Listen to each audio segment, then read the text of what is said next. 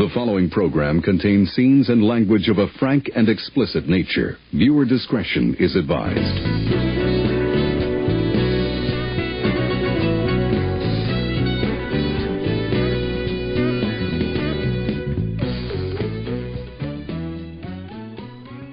Welcome to Filmjitsu, the podcast that wields films like deadly weapons. Welcome indeed, and we are your hosts. I am Mike. And I am Jay. On this week's episode of Filmjitsu, I ruined Jason's birthday. Oh yeah, you That's sure did. right. Jason gathered around all of his nearest and dearest friends who were kind enough to help us kick off the show, but I never missed the opportunity to ruin Jason's day.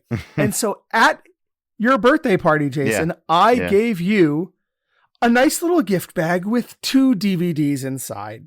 2001's Bat Thumb. Yeah. And 1999's Thumb Wars, The Phantom Cuticle. Yeah.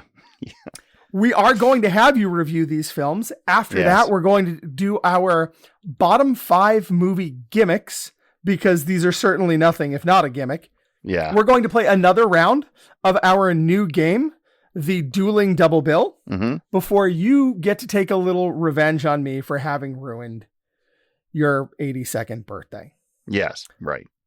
But before all that, let's roll the trailer. Let's do something. I don't know. Something. Do we really? This is just bullshit. Like, that's not even. I'm sorry, what was that last part? Princess Bunhead, are you all right? Well, Ooby-Doo, we meet again. What's your middle name? Scooby-Dooby. Ooby-Doob, Scooby-Dooby, Banooby? Join me on the male side of the thumb.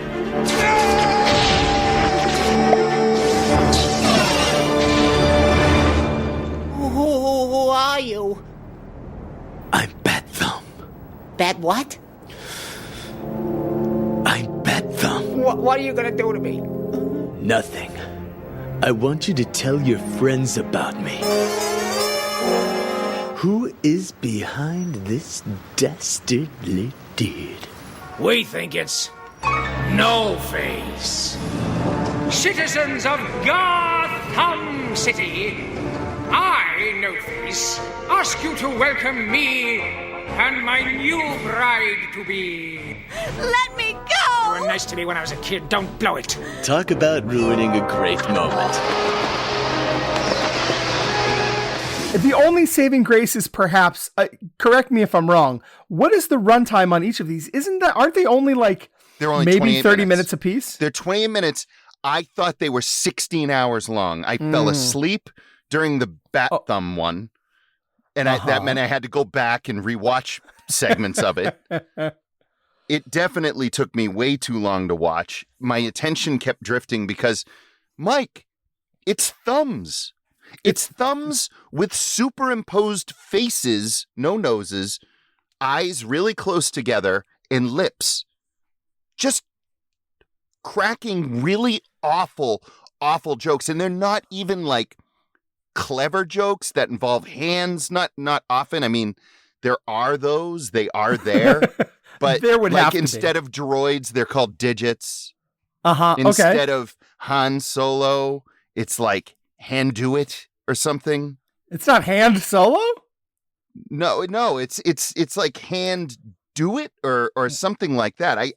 The names weren't funny. Obi-Wan was Ooby Whoop Dee Doopy. Okay. Ooby Whoop Dee Doopy? You know what? I like that better. Luke was Look Groundrunner instead of Skywalker. You see where this is right. Wow. And what's amazing to me is Darth Vader was Black Helmet Man. Mm-hmm. Didn't Spaceballs come out like a solid 13 or 14 years prior to 99? Yes. Yeah, Yep. Right? Yeah. This felt like Spaceballs, but with thumbs and without anyone funny. But not in a good way. Not in a good way. There's nothing, I mean, there's nothing funny here. The only marginally funny thing was that Chewie was named Crunchy and looked insane. Like that, the face of Chewie was really funny. Like every time he came on screen, I kind of giggled a little bit. Okay, let's back up. Even before I even get into this. This movie has nothing to do with the Phantom Menace, but it's called The Phantom Cuticle. Yes. So it's actually just A New Hope with a little bit of Empire thrown in. So it's not even cashing in 1999 on this new the Phantom Menace, series Star Wars. It is. Nope. No, it is, right? Marketing-wise, it is. Mm-hmm. But that's not what it's about. So no, not at all. So it's pure avarice that goes into this foolishness, right? There's no attempt at actual laughs. None. This is the absence of creativity, the absence of wit, the absence of follow through in terms of story, narrative, creativity, everything. This is what happens. This is what happens when people talk about like shitting in a box and giving it to someone. That's what this is. That is exactly what you did on my birthday. I gave this to you in a delightful gift bag. So it was delightful. That's true. That totally changes the rules. I shit in a gift bag, sir. That's true. It wasn't not a box. box. It wasn't a box. I'm not some basic bitch. No, you're not. That's here. true. No, that's true. If people haven't seen this before, it's near impossible that they can imagine what it is, right? Like, no, I just described it. But even so, I feel like I want our listeners to lay eyes on this thing. So, God, what do you want to ruin everybody's birthdays? Yeah, kind of. Watch the clip. You so know, you can Steve see what we're talking Odekirk must be writing you fucking checks right now. That must be it. This guy has zero career right now. He has a TikTok channel that's called Shaboom. Okay. And he has the last things on it are debates between Thump and Thamala.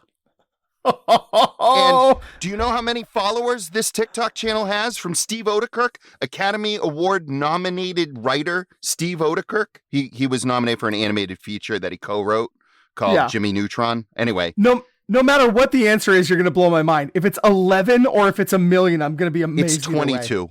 22 followers? 22 followers. That's it. So if he's writing you checks to ruin my life, they're going to fucking bounce. He doesn't even own steveodekirk.com anymore. When you go to his IMDb and things link off, he doesn't have steveodekirk.com any longer. It doesn't work. And Omation, which is his animation studio, that no longer has a website either. So this guy is at the zero floor again of his career. He is hit, and these thumb things have to be why. Apparently he cored through the entire earth, came out the other side, and got a China man to help him. Clever. This guy's career is fucking wacky. It is real weird. It's real weird. He is friends with Jim Carrey, comes up through the ranks of like In Living Color with Jim Carrey, makes a small-time movie with him, and then somehow gets in on the Ace Ventura business. It's good business. Yeah. Somehow leaps his way up into the director's seat and the writing seat of When Nature Calls, which made way more money even than the first one did in the movie theater, because the first movie kind of caught fire on video afterward, and a lot of people didn't know it at the time, right? So he gets all this going, then he starts to parlay it into things like The Nutty Professor and The Nutty Professor 2 and all these other films. And then he fucking writes Patch fucking Adams. I gotta tell you, I did not know that.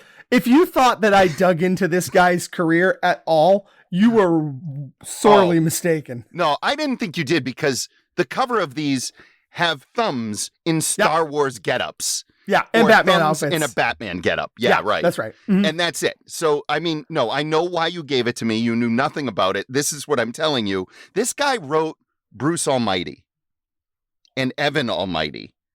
And he wrote fucking Patch Adams, which I consider the movie that Robin Williams sort of lost his groove almost completely. Because with the exception of Insomnia, almost everything he did after 97, which was when Patch Adams came out, he was either terribly miscast in a lead role or he was relegated to a minor one, like he was in Night of the Museum.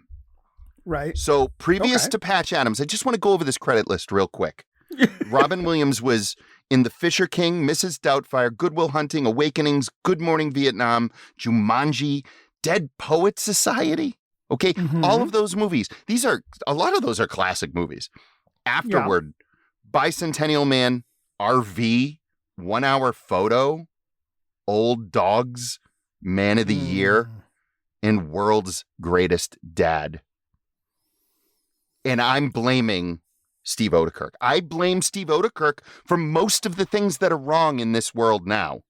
Okay. Yeah, that seems reasonable. There was an LA Times story about Steve Odekirk shortly after the release of his Martin Lawrence, Tim Robbins comedy, Nothing to Lose, which is a movie that likely haunts Robbins more than Howard the Duck.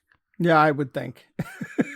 This was right before Odekirk was doing a TV special on some unknown corner of the Fox network, probably, that was called steve.odekirk.com. That was the name of the TV special. And in the LA Times piece, there's this quote from him, and he says, "But man, put me on a stage with 15 new minutes, and I don't know if it's great or if it sucks. That is the thrill that I love." Guess what, Steve? 9 out of 10 times, if you're involved, it will suck. And if it involves your fucking thumbs, make it 10 out of 10 that it'll suck. All kidding aside, I knew that this was really pushing the form because these aren't movies. They're not really shorts. The thing that I think is a little bit interesting about them, because no matter how angry you get and no matter where the show goes, we always find something to talk about. These thumb things, which aired on the Cartoon Network, often I think before something the they other were movies. associated with. Yeah, right. Like they would show a Star Wars, the Clone Wars show. Yeah. And then they would show Thumb Wars before it. These were kind of viral before there were viral videos. Like these were some of those early. That doesn't make sense. It kind of does. No, it doesn't. People kind of heard about them and saw them, but this was before viral videos were a thing. But like somehow I know about these little fucking dumb thumb things because they popped up in just enough places and just enough, like everybody was sort of like, have you seen, what the fuck is this thing? Why is this thing? These are weird. They kind of splashed across our culture for 4 seconds and then rightfully went away, except that somebody put them on a DVD. So it was like they should have disappeared, but didn't. And nobody should have ever had to see them, but kind of a lot of people did. And to be honest with you, until I saw these DVDs, I wasn't convinced they were real. I honestly was like, is that a thing I made up? Like those thumb cartoon things? I couldn't remember where I had seen them or what they were. Certainly, I had no idea that they were going to exist in physical media for the rest of time. And so when I ran across them, as I was honestly just perusing a shelf full of thousands of DVDs, and I bumped across one, I couldn't believe that it was in the physical world. And so I grabbed it, and sure as shit, alphabetically, there was another one laying around because this video store decided to shelf them as both thumbs instead of Bat Thumb and Thumb Wars, but whatever. So they were right next to each other. And so I was so bowled over by the fact that these weird little recollections in my brain existed that I had to snatch them up and give them to you. Right. Yeah. No, that makes sense for sure. Have you ever heard of Annoying Orange? Have you ever seen or heard of that? No. By any chance? Annoying Orange is the same thing, except it's fruit. Way fucking funnier. Way funnier than this. Mike, I watched a thumb get shot in the dick. Wait, thumbs don't have dicks. I know thumbs don't have dicks. Apparently they do. They also don't have little hands and arms, but they have them in this. I mean, but I got 2 thumbs and neither one of them's got a dick. Well, guess what? If any one person in the world has a thumb with a dick, it's Steve Odekirk. If maybe Steve Odekirk has dick thumbs and this was just his way of letting everybody know. It was a cry for help. I'm all yours, Bat Thumb. You have to stop doing this. I have a crime to solve. I'll help in any way I can. Do you need my sister's bike? No, I don't need your sister's bike, and I don't need your help. Now get lost. They thought this was funny. They thought, we're going to make a buck off this. We're going to take popular properties like Titanic. They have a whole box set. It's called All Thumbs. Oh. Which is actually one of the most clever things about this entire world here. Except that just inspired me to invent only thumbs, and yeah, it's what you think it is. Thumbs do have dicks. Mm-hmm. Yep. Now that I know thumbs have dicks, welcome to only thumbs. All I can say is the jokes that are written are dumb. The names are dumb. The plot line it's nowhere. They try to poke fun at Star Wars kind of lovingly, I suppose. They're trying to make fun of the Death Star's weaknesses, which back in 1999 might have been cutting edge, but post Rogue One just seems super dated. Yeah. So, Jay, you've done such an admirable job trying to talk about this. I feel like the kindest thing I could do is let you off the hook. I got to be honest. I had to go to IMDb and I was like, are there reviews of this? Like, how would somebody ever review this? Like, how would anybody? Can I just tell you one quick story about reviews? Yeah. There's an Amazon review out there that I think cites a movie that I don't know if it actually exists, but it said that there was a movie on the DVD set called Freddy Got Thumbed. And I actually laughed out loud, but I couldn't find out if it was real or not. Well, you do have a birthday again next year. No, here's the best part. I had to go to IMDb and figure out, like, is this reviewable? So IMDb, I went to Bat Thumb. There are 3 critics' reviews. Yes. 2 of them are in German, and one of them goes pretty much immediately to a 404 error. That's what you get. Some of the reviews on Amazon that I read were people that were offended by the adult subject matter of some of the jokes in these things because they bought them for kids. I don't know. I mean, my kids are too sophisticated. My 7-year-old is too sophisticated. Today, I tried to dupe my 7-year-old into watching this with me. Not having both of these. Nope. Not having it. Maybe later, Dad. Yeah. He's 7. I was trying to ruin your birthday. I didn't want to involve your children. Why would you have lured that wonderful little child into this hellhole? That's like sneezing on me and giving me COVID, and then my family catches COVID. Mm-hmm. You're like, oh, why did you give them COVID? You fucking sneezed on me. Yeah. Okay. I see what you're saying. Jesus, man. It was the worst thing I've ever watched, I think. Honestly. No, in all seriousness. There are things so bad that I've seen, but this had a production budget. The CG was way better than it should have been in 1999, and I'm not joking. Like, this was actually, there was a budget on this. The music was solid. It was cool because it kind of referenced the original scores, right? Especially the Bat Thumb one did a nice job of aping without aping the Danny Elfman score. This requires money to get people to do this, right? Yeah. And so this is where I want to ask a serious question about this, kind of unique to a guy like you who is smarter than me and knows more than me. How would this ever have made its way to like being consumable? Like, how did I spend money on this? Why? How? Well, you bought it. You should tell me. But like, why was I able to? Who decides to distribute this? What is the thought? I think you answered your own question. Right? People buy this as a goddamn goof to play on people. That's what I think. I really do. Oh, prank videos. What's weird is there's some misogynist overtones to this. There's a lot of like, oh, you're crying like a girl, and stuff like that. Yeah. Bat Thumb calls Blue Jay a sissy. And there's all these weird... like gay panic jokes? Yes, gay panic jokes. Exactly. There are gay panic jokes. You think of the class clown in your high school, not the real funny one, because there was the funny class clown, and then there was that other guy that was sort of like the second banana to the class clown. That's Steve Odekirk. He's the second banana to Jim Carrey. I'm just glad you're still here. Honestly, I was a little worried that maybe I was getting a letter of resignation here to just hanging it up. I thought maybe I had finally broken you. I have seen things with no resources that were infinitely better because they had heart. This does not have heart. This is what I said it was earlier. This is shitting in a gift bag and giving it to your alleged good friend on his birthday and then saying, let's record you freaking out about it. I'm going to actually put Steve Odekirk in the Hall of Lame immediately. We will never talk about him again on this show. Never. I can't believe we're starting the year this way. Yeah. Happy 2025, everybody. 5,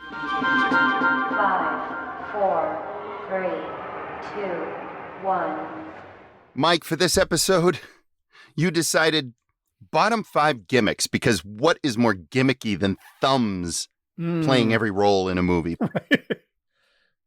Don't get me wrong, there are good gimmicks. I personally love that Clue had 3 endings. Yes, okay. But the ones we're going to talk about, they're the bad kind. The desperate, ill-conceived, creatively bankrupt kind that either distract you from how little substance the movie has or bury an otherwise decent film under the weight of its own ridiculous conceit. So here's how I approach this list. The gimmick had to be central to the film. Right. It's not a marketing stunt like something William Castle would put out, like shocking audience members through their seats with the tingler or giving them spirit glasses for 13 Ghosts. The gimmicks here had to be the movie. What say you, sir? What was your approach and what was your number 5? For me, it did have to be a really central part of how the story was told. Yeah. So for my number 5, I wanted to go with something that really had to do with the filmmaking, right? And so long before Peter Jackson adapted The Lord of the Rings into an epic fantasy trilogy, director Ralph Bakshi made an almost entirely rotoscoped version of the Tolkien story in 1978. So rotoscoping is when something's filmed live and then animated over. Trace animation cells over that, right? It takes on this uncanny valley aesthetic where it looks stuck somewhere between live action and animation. And so it's not a good version of either thing. Used sparingly, rotoscoping can be cool. Like Aha's Take On Me music video, right? The modern digital technology has really turned a corner on rotoscoping. Things like Richard Linklater's Waking Life and Scanner Darkly. But in The Lord of the Rings, it looks cheap and stodgy. And it actually ends up calling a lot of attention to how second rate the production was. It looks like a Roger Corman B-movie production that decided to wear like an animation windbreaker when it left the house just in case it got cold. That's what it looks like. I recently just watched this with my youngest daughter, and I think we were maybe 15 minutes in, and she was like, "Dad, can we turn this off? It looks weird." That was enough for me. So my number 5 is the rotoscoping feature in Ralph Bakshi's Lord of the Rings. Can I admit something? Yeah. I love that movie. I really love it. I think I can understand why. I think I can. I love this. I love the sophistication of no, it's not even the rotoscoping. It didn't really take me out too much when I watched it. The only times it did was during the battle sequences. Yes. Those were a little weird. But for me, and Bakshi's always been off and cheap and dirty and weird. And this isn't the last we're going to hear about him, interestingly enough. Okay. But I do want to say I loved the economy with which they told the story. I thought they did a great job. Out?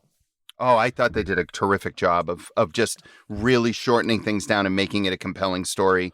I got lost in Peter Jackson's to some extent because he kept so much in. I really thought that some of the lessons, obviously it's not a faithful retelling in any way, but it was enough for me, and it remains enough for me, which is interesting, just like Dune, Lynch's version remains enough for me.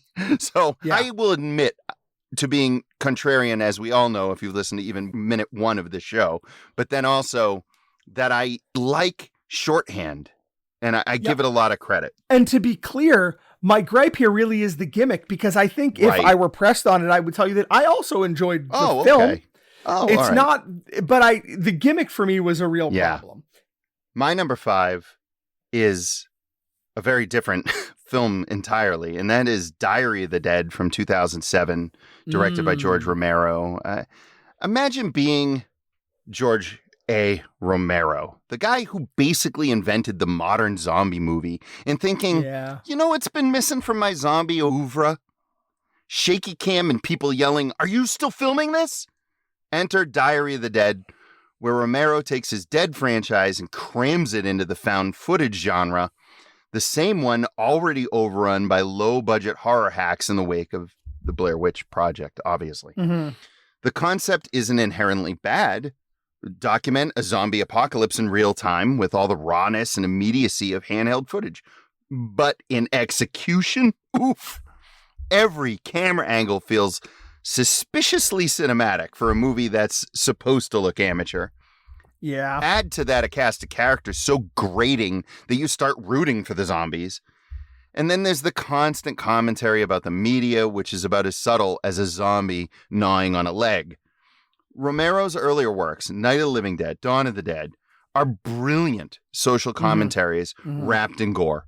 This one, it's like he thought shouting media bad for 90 minutes would carry the same weight. Yeah, these later Romero films almost became like parody of themselves.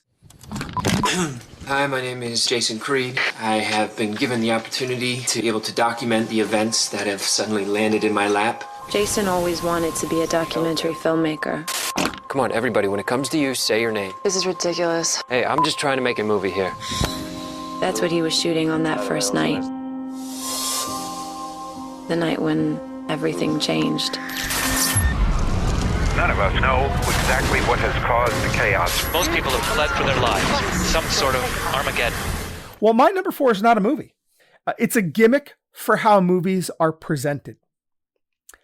It's those theaters that have the full dine-in table service. Here's the thing. I don't want to order burgers and fries and shit where a server comes to you at your table in the middle of the movie and just full on talks to 25 people about what they want for lunch. Holy shit. No, thank you.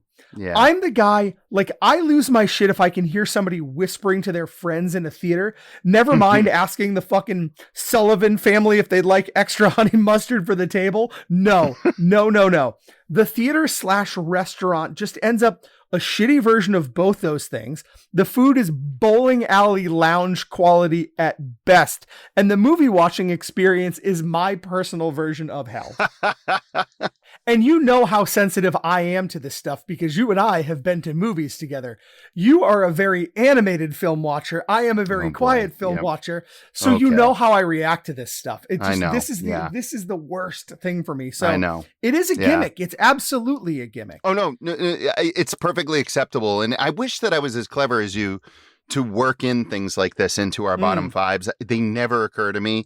I'm just too linear in my thinking. So sticking with that, my number 4 is Mad Max Fury Road Chrome Edition.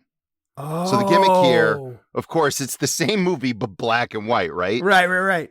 I'm not going to sit here and tell you that Fury Road isn't a masterpiece. It's a high-octane ballet of fire and metal. It's a 2-hour car chase that somehow works as art. But then George Miller decided we needed the same exact movie in black and white. And suddenly we're supposed to believe this is a whole new experience because, quote, color is a distraction. I'm sorry, what? Color was a key part of Fury Road. The vivid oranges of the desert, the stark blue of the night scenes, the chrome spray on the war boys' faces, it all added to the insanity. Stripping the movie of color doesn't make it more artistic. It makes it feel like someone hit the desaturate button in Photoshop and called it a day. Yeah. I'm sure there are diehard cinephiles that will argue this version highlights some of the film's composition and lighting. But let's be real. This was a gimmick to squeeze a few more bucks out of fans who already own the Blu-ray. Yeah, they do this sometimes, and you're right. It just always feels like a cash grab. Every it really does. Single time. My number 3 is Dogville by Lars von Trier from 2003. That's a good one.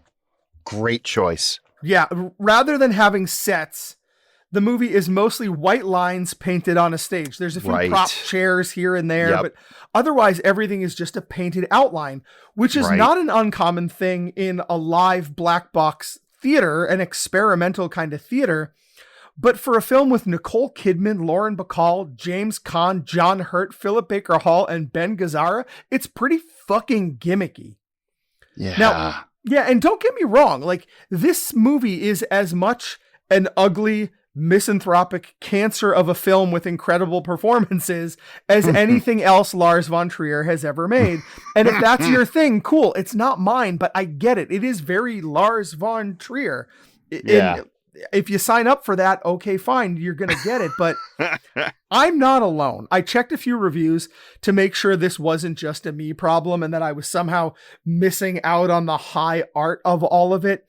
David Denby of the New York Times wrote, "What Lars von Trier has achieved is avant-gardism for idiots. From beginning to end, Dogville is obtuse and dislikable, a whimsical joke wearing cement shoes." And yeah, that kind of nails it. So that's it for me. Yeah.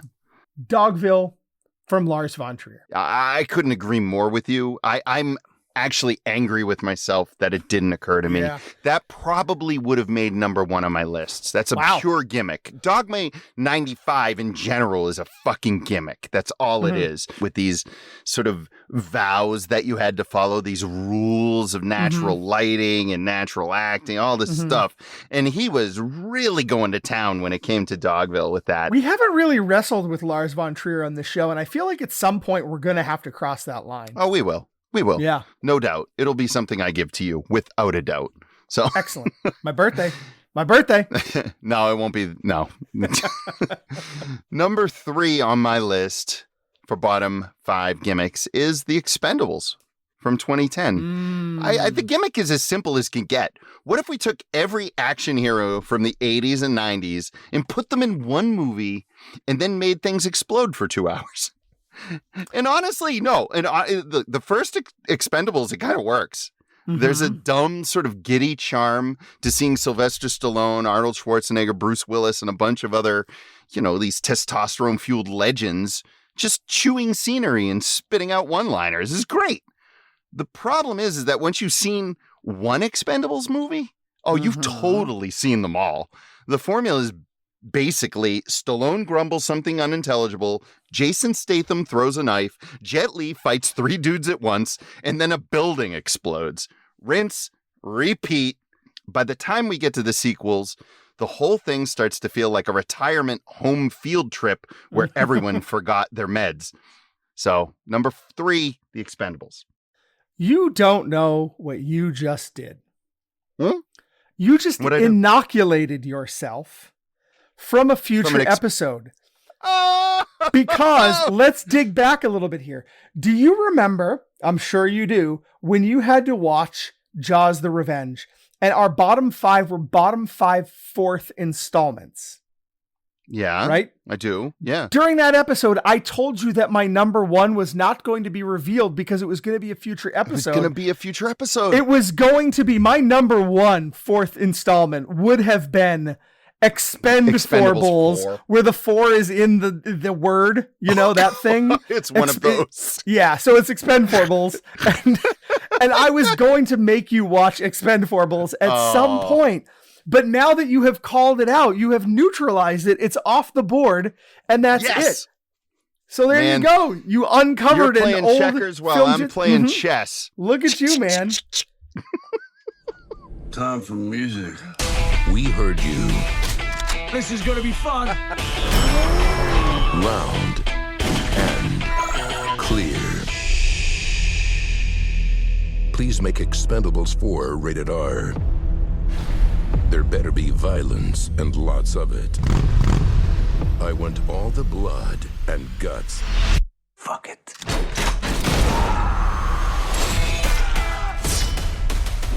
First things first. Holy shit.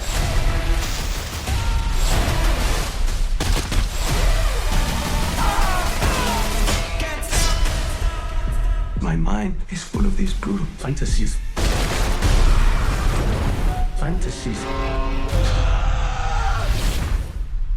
That will now become a hellish reality. That's a great idea.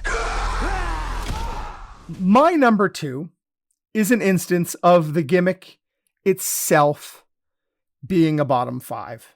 while the movie still stands on its own. Mm-hmm. Divisive and disgusting. My number 2 gimmick is Divine eating fresh dog shit in John Waters' cult classic, Pink Flamingos. Now, this movie, where I just told you a human eats dog shit, this movie is enshrined in the National Film Registry by the Library of Congress. It's a landmark film by a legendary director. And I love John Waters films. I love this film, but Divine eating dog shit at the end of the movie draws almost all of the oxygen in any conversation about Pink Flamingos. That's true. It does. And so let's be real. That's about as bottom 5 as a gimmick gets. Yeah. In fact, it's a little insane that it's not my number 1. But for me, that's it. Because it's what sold the movie. It's what people talk about when they talk about the movie. It's the takeaway message in that movie is, oh my God, yeah, that's the one where somebody eats dog shit at the end. And unbelievably, I'm not going with Polyester, which is a John Waters movie with an actual William Castle style gimmick. I because know. When they made Polyester, they have scratch and sniff cards. Yeah. I have a DVD copy of that film with the scratch and sniff card. With the scratch and sniff? Oh, that's cool. Mm-hmm. I've never watched it. I've never scratched or sniffed. Personally, I'm sure you've scratched and sniffed, but anyway. Not that DVD. Could you give us some of your political beliefs? Kill everyone now. Condone first-degree murder. Advocate cannibalism. Eat shit. Filth are my politics. Filth is my life. Take whatever you like. Yes. My number 2 brings Ralph Bakshi back into the fold when he directed 1992's Cool World. Take the premise of Who Framed Roger Rabbit, animation and live action combined into a fantastical world, and make it sexy. That's Cool World, right? Except it's not sexy. It's not even coherent. It's just a weird fever dream where Brad Pitt looks perpetually confused, Kim Basinger voices an animated femme fatale with the depth of a cardboard cutout, and Gabriel Byrne looks like he's regretting every career choice that led him here. Seriously, take a look at the footage. He looks miserable. Oh, wow. The movie's big gimmick is its attempt to make a gritty, adult-oriented hybrid of live action and animation. But instead of edgy, it's just awkward. The live action characters interact with the animated ones as if they're on completely different planets. And the animation itself feels like it's constantly trying to escape the screen. Bakshi is a legend in the world of animation. Yeah, for sure. But this feels like the work of someone who had a cool idea and absolutely no plan for how to execute it. The result is this disjointed mess that's neither fun nor thought-provoking. If Cool World proves anything, it's that not every, quote, dark version of a successful formula, like Roger Rabbit, is a good idea. So here we are, number 2, Cool World. Boy, poor Ralph Bakshi ended up on here twice. Who would have seen that one coming? We could have talked about Fritz the Cat, which would have been a gimmick too. Nudity in cartoons, an R-rated cartoon. That would have been a good gimmick as well. It's a pretty terrible movie. Bakshi, he's a weird guy. Well, if eating dog shit somehow isn't my number 1 gimmick, then what the hell is, right? Yeah, I don't know. Yeah. How about faking a documentary by abusing animals, getting charged with obscenity, and having your film banned in like every country ever, because that's what happened to Ruggero Deodato's 1980 film, Cannibal Holocaust. The law of the jungle. Eat or be eaten. These film cans tell what happened to the Americans who journeyed into the Amazon to shoot a documentary. One of the very first found footage movies ever, but that's not the gimmick. That's not my problem. Right. Yeah. It relies on these graphic scenes of animal cruelty to further blur the lines between fiction and reality. Fake snuff is bad enough, but actually harming animals for a movie is way worse than eating dog shit. Yeah. This is a hard thing to watch. And it's a film that's really divisive. with horror fans. I can tell a lot about whether or not I'm going to jive with a horror fan based on how they feel about this movie, because Joe Bob Briggs aired Cannibal Holocaust on the last drive-in on Shudder a year ago or so. And it almost broke his little corner of the internet, with some people just noping right out, wanting no part of it, do not want to watch it, don't want to watch those sorts of depictions of, turtles being killed and pigs being shot and all of the things that really did happen in that film, apart from all the really, really graphic gore and violence and that is visited on the human characters. A lot of people were just like, they took a moral stance and were like, I don't want to watch a film that has animal cruelty in it. And some people felt like that was, you're being weak, you're being a baby. It's, it really was sort of two camps of like all in or all out. There was a lot of gatekeeping. There was a lot of that like edgelord bullshit. I am a guy who actually doesn't want to watch this kind of thing. And, and I mean, I will go toe to toe with anybody on my horror credentials. This is not, you don't get to take my horror card for this shit, right? You probably have heard these actors had signed contracts with the production that assured they wouldn't appear in anything for a year so that people would think they were really killed, and that the director was tried in court for murder. None of that actually happened, but it's all kind of caught up in the gimmick of this movie as being so real as to have been snuff. And I think that some animals paid the price for that, and I'm just not here for it. So fuck that guy. And that's my number one. That's a great number one. Fantastic. You and I share deep horror credentials. And I am 100% with you. If I met you in a comic book store in 2004, let's say, and we were talking about horror, I would vibe with you 100%. Yeah. We would get along great. Oh, wait, that happened. Yeah. Yeah. Okay, that's what did happen. But I'm sorry I ruined your birthday after that. Ugh. Hey, man, it's okay. What's a ruined birthday between great friends, right? So I will say that I would one-up your Cannibal Holocaust with any one of the Faces of Death as a worse example of the same fucking thing. Yeah. But let's leave it. My number one is completely on the other side of filmmaking in every way possible and is borderline high concept. But I went with gimmick because really the whole reason that you go to see this is because of the gimmick of a movie about emojis. Welcome to the Loser Lounge, where the emojis who never get used hang out. What's up, High Five? I'm an emoji. I've got to have some sort of purpose here. I'm gonna help you. We need to get off the phone and find the source code. Then I can fit in. Let's roll! Bye, Felicia. My feelings are huge. Maybe I'm meant to have more than just one emotion. Where am I? Candy Crush. Divine. Sweet. Tasty. Delicious. That's right. I'm talking about the Emoji Movie from 2017. So yeah, what if we took the little tiny icons that you use in text messages and turned them into an entire animated feature?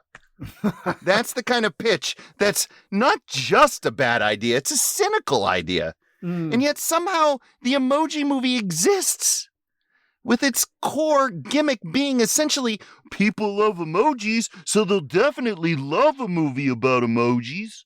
And you've seen it. Oh yeah, I've seen it. Yeah, oh wow. I've watched this fucking movie. The film's director, Tony Leondis, he's no stranger to animation. He previously directed Igor from 2008, which is a quirky story about a hunchback lab assistant with aspirations of greatness. And Lilo in Stitch 2, Stitch has a glitch, which is kind of a solid direct-to-video Disney sequel. I'm not kidding. But where those projects at least show some creative charm, the Emoji Movie feels like the result of a brainstorming session where brand synergy was the only goal. Oh. Yeah. The story centers on Gene, a meh emoji, who feels too many emotions. Yes, really. And his quest to, I'm not even sure, like find self-acceptance or something. I along the way, the movie stuffs in as many brand tie-ins as possible, with whole scenes dedicated to promoting apps like Candy Crush, Just Dance, and Dropbox. It's less a film and more a corporate PowerPoint presentation dressed up as a kid's movie. The gimmick of anthropomorphizing digital icons might have worked if the film had anything interesting to say, but instead it's a soulless cash grab that treats its audience being kids, no less, like walking dollar signs. Critics tore it apart, audiences rolled their eyes, even the cast, hello, Patrick Stewart as the poop emoji, seemed embarrassed to be involved. If you want the ultimate example of a bad cinema gimmick, this is it. Do you know that it is the only movie that my little daughter, my tiny little girl, who kind of knows that daddy does a movie thing, this is the one movie where she's like, Dad, when are you going to make Jason watch the Emoji Movie? It's like, she's been saying it for a year now. She's like, late. She wants an episode on the Emoji Movie because it's a movie that even she knows is so bad that I should make you watch it. You have just been immunizing yourself against future episodes left, right, and center.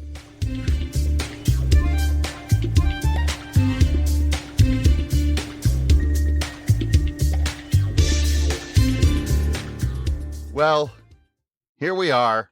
On to our next segment, the brand new Dueling Double Bills, where Mike and I have to, without any forethought whatsoever, construct 2 double bills and then decide who does the better. Now, Mike, being much more clever than I, is probably going to be inherently better at this. The only advantage that I have is that I've probably seen more movies than him. You can't just declare me the winner at the beginning. That's not fair. Well, we'll see. We'll see. The first movie that we have to create a movie with is Feast from 2005.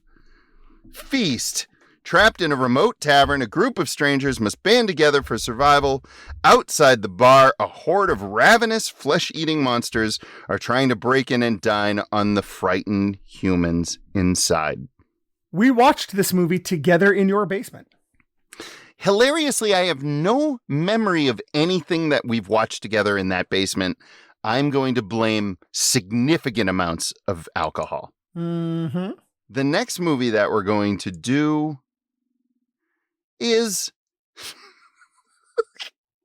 Tammy and the T-Rex from 1994. An evil scientist implants the brain of Michael, a murdered high school student, into an animatronic Tyrannosaurus. I'm going to stop right there. That's all we need to know about this film. Wow is all I'm going to say. Why has this not been covered on an episode of our show? It's not coming off the list. It is on my list. I don't know what the fuck you're doing here, like some sort of psychic. Yeah, Tammy and the T-Rex is on the short list for 2025. Are you shitting me? What are you doing? You're just dismantling an entire year of podcasting in our first episode. This is what you get. This is my revenge for the thumbs. Maybe it is. We cannot take Tammy and the T-Rex off the list.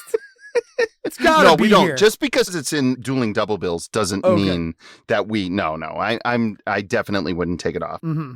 We don't allow ourselves any time. Sometimes we haven't even seen these movies, so we have to react as quick as possible to these choices, and then form these double bills so that we can't get overly clever. It has to happen right off the bat, which again is why I credit Mike, because I feel like he is by far the more witty of the two of us. Mike, what did you come up with for your double bill with Feast? What would it be?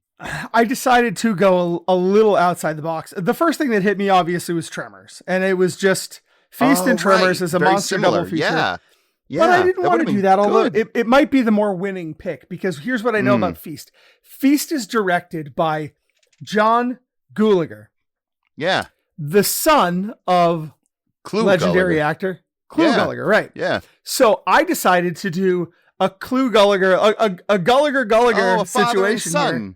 That's right. Oh. We're going to pair Feast with Return of the Living Dead. Oh, it's so much fun. My favorite, two kind of fun, drippy, gory. Feast is a little bit kind of a serious thing, but it's a fun monster movie. And so I wanted to do a little bit of a lighthearted then and now father and son double bill.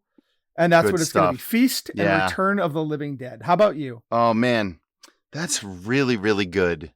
Man, for Feast, I partnered up with 2022's The Menu because I figured Feast and The Menu together. I see. Very different films, very, very different films, but yet in their own way, thrilling and funny, scary, but also charming in their own way.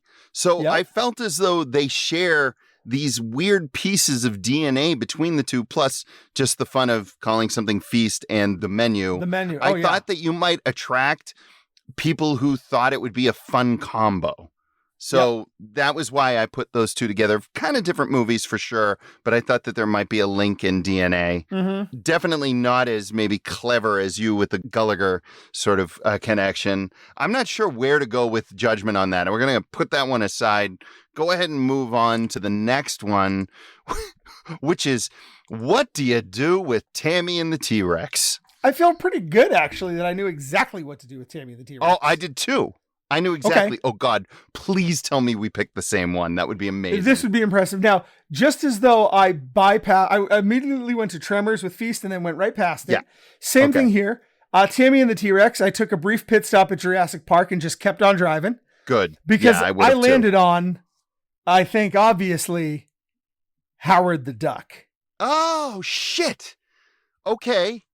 That makes sense because it is a science fiction comedy with monsters and it's ludicrous, and this is just as ludicrous.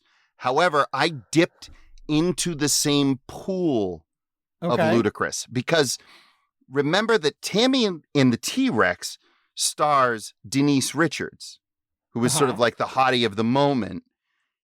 Well, how about we pair it up with 1988's Alien from LA, starring Kathy Ireland. Oh, no. Are you feeling me? Alien from LA, Tammy the T-Rex. These are two just sibling films. They absolutely belong together. All right. I am 100% feeling it.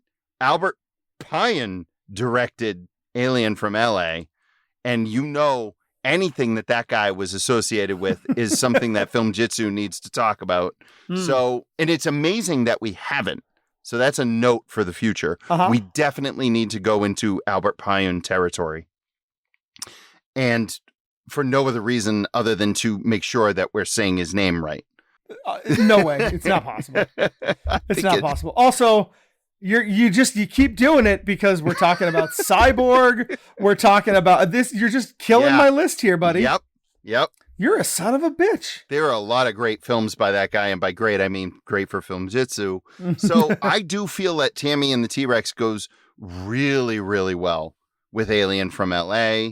What do you feel about this? Do you feel like yours is a stronger match or mine? I like it. No, I like where you're headed. I think Howard the Duck, I was thinking about very similar kind of, acting opposite of Talking Duck, and you got the Five Nights at Freddy's T-Rex thing that's going on there. Maybe Five Nights at Freddy's. Five Nights at Freddy's might have been a good one. That might have won it. But I like yours. I like yours for that one. And on our Feast one, while I think that my choice of The Menu was very good, I have to give it to you that the Gulager mix there was just chef's kiss. Anytime that you bring Return of the Living Dead into a mix, you're probably going to win. Well, I feel like if the idea is to like get butts in seats, those two films pair better. The Menu, I think, has a very different kind of audience than something like Feast, and I'm not sure you might split the difference there. You're right. I think the camp factor of both works pretty well. So you're right about that. And that's why Alien from LA works so well with Tammy and the T-Rex too. It does. Again, for the second edition, Mike and I split. What say you, Filmjitsu World? Write to us at either jay@filmjitsu.net or mike@filmjitsu.net. Get to us on any of the socials. We're on Threads. We're on Instagram. We're on Facebook. We're not anywhere else, I don't think, right? No, but they could just come to your birthday party and yell it at you. That would be good. That would be good. Yeah, they were probably there, honestly. All three listeners. If you're at Jason's birthday party and you want to yell at Jason, please send us a message where you yell at Jason. We'll put it on the show.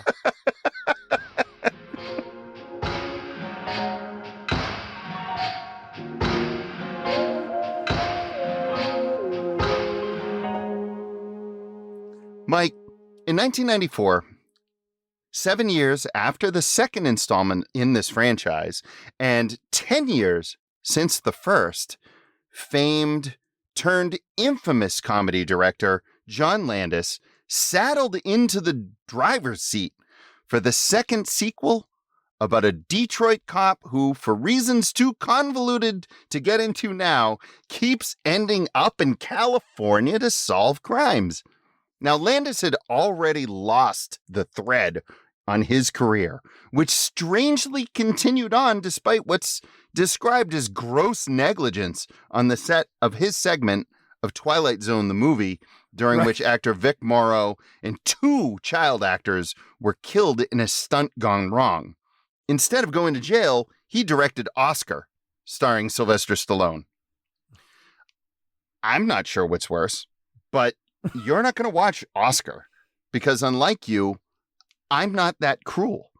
Instead, you're viewing the third movie in the Beverly Hills Cop series, a movie so bad that it sunk the franchise for 30 years before Eddie Murphy returned to the character he made famous in the eponymously titled Axel F for Netflix in 2024. I can't believe that's not the one you're making me watch. I thought for sure when I was like, Axel F, fuck, this is going to be terrible. No, you're part 3? Part 3. Look, a lot of people's lives changed after that movie, perhaps for the worse. Not the least of which was Murphy's, because he went on to star in all of these family films, most of which were stinkers like The Nutty Professor, Dr. Dolittle, and holy shit, Mike, The Adventures of Pluto Nash, which I'm sure is on both of our short lists to stick on one another. So your next film is Beverly Hills Cop 3. Let's find out what happened to John Landis. Let's find out what happened to Eddie Murphy. Do I have to have seen the second one? No. Because I don't know if I have. It doesn't matter. Tony Scott directed the second one, and it is beautiful looking. I don't think I've ever seen it. It's fun. I'm not a big Beverly Hills Cop guy. I've seen Beverly Hills Cop. I thought it was It's a great fine. flick. I don't really understand it as the cultural phenomenon that it was. I definitely do not understand part 3. I think it's going to be more fun if I skip part 2 entirely. So, okay, fuck. Is Judd Reinhold in this one too? That's a good question. I'm not sure. You don't know. You don't know anything about this movie. I don't know what. Shit. Okay. But the bottom 5 is bottom 5 Judge Reinhold roles. Okay. I'm just fucking with you. No, it's absolutely not that. The bottom 5 is actually bottom 5 Eddie Murphy performances. Okay. All right. Yep. Sure. I want this show to be about Eddie and John Landis. That's really what I'm looking for. Okay. We can do that. This doesn't feel fair after Bat Thumb and Thumb Wars. I think it might. Really? Based on what I've heard about Beverly Hills Cop 3, I think it might. I'm having such a hard time imagining being angry about watching a John Landis film. Like angry? You will. Oh no, you know something I don't know, and that's always a problem for me. Yeah, this is always that always worries me. This is your confidence right now is nerve-wracking. It is unsettling. So I think we need to call it quits. I think we do. So next time, Mike will be reviewing Beverly Hills Cop 3. We'll be talking about our bottom 5 Eddie Murphy roles. But until then, we've been your hosts. I am Jay. And I am Mike. We'll see you next time.